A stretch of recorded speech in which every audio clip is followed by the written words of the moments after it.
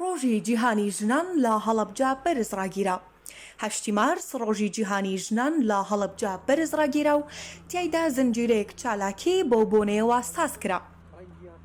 سەر لە بەیانی ئەمڕۆ دووشەممە با بۆنەی یادی 8 مارسەوە ڕۆژی جیهانی ژنان ڕێکخراوی نوێ بۆ پاراستنی ژینگە و مافەکانی ژنان بە دروشمی ژنان لە ڕێبەرایەتیدان بۆ بەدیهێنانی دواڕۆژێکی یەکسان لە جیهانی کۆڤید-19 چالاکیەکان ساز کرد لە بەردەم زانکۆی هەڵەبجە و تیایدا بەیاننامەیەکیان خوێندەوە کە تیایدا هاتووە تند و تیژی بەرامبەر ژنان بەردەوام ڕوو لە زیادبوونە و ئەنجامدەرانیش بە ئازادی دەسوڕێنەوە.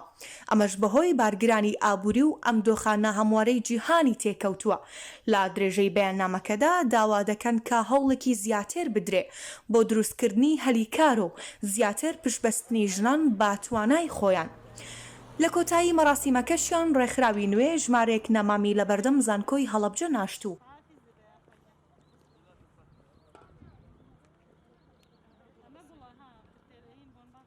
هەر لە سەرۆکایەتی زانکۆی هەڵەبجە بە بۆنەی یادی 8 مارسەوە ڕۆژی جیهانی ژنان کۆلێژی یاسا و کارگەڕی زانکۆی هەڵەبجە پێشانگایەکی شێوەکاری بۆ خاتوو چرۆسەلاحەدینی کردەوە کە سەرجەمکارەکانی بۆ پشتگیری لە 30 تابلۆ نەخشاندبوو پیشانی بینەران و ئامادەبوونیدا کە سەرجەمیان گزارشتیان لە ژن و ڕۆژی 8 مارسەوە نەخشێنرابوون.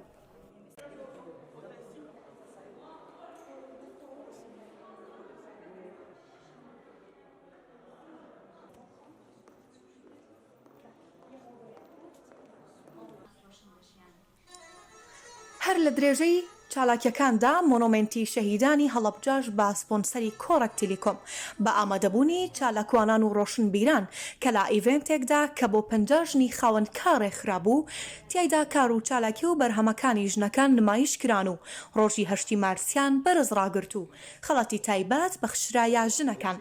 جێگەی باستا ئەمڕۆ و ڕۆژانی دوایی چالاکی بەردەوام بۆ یادە دەکرێتەوە و ڕۆژی ژنان لە هەڵەبجە بەرز ڕادەگیرێت.